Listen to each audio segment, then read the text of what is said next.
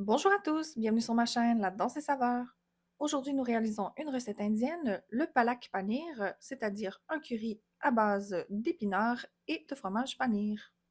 C'est un curry facile, santé et ultra savoureux. Pour les ingrédients, j'utilise pour ma part des épinards congelés qui ont été préalablement hachés, une tasse et demie d'oignons émincés, 300 g de paneer coupé en cubes ou en triangles comme ceci. Il vous faudra aussi une cuillère à soupe de pâte d'ail et gingembre, 3 cuillères à soupe d'huile végétale, un quart de tasse de crème et une demi-tasse de coulis de tomate. Pour les épices, une demi-cuillère à thé de curcuma, une cuillère à thé de piment du cachemire, une cuillère à thé de coriandre, 2 cuillères à thé de cumin et une cuillère à thé de garam masala. Je vais d'abord venir réduire mes épinards en purée. Je les place dans un mélangeur avec un peu d'eau, puis je vais réduire en purée bien lisse. Je vais ajuster la quantité d'eau au besoin, puis je vais venir placer de côté dans un bol.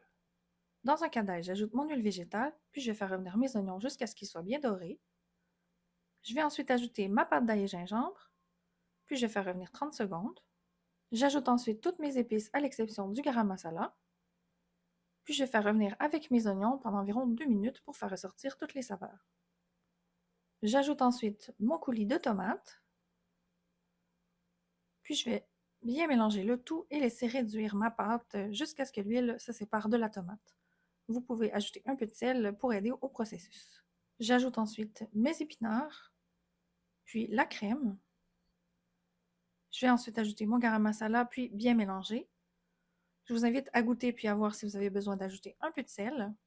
Puis je vais ensuite laisser réduire la sauce lentement pendant une dizaine de minutes. On va ensuite ajouter nos morceaux de paneer, bien mélanger, couvrir, puis laisser cuire 5 minutes supplémentaires. Ce sera ensuite prêt à servir. Si jamais votre sauce est trop épaisse, vous pouvez toujours ajouter un peu d'eau ou un peu de crème.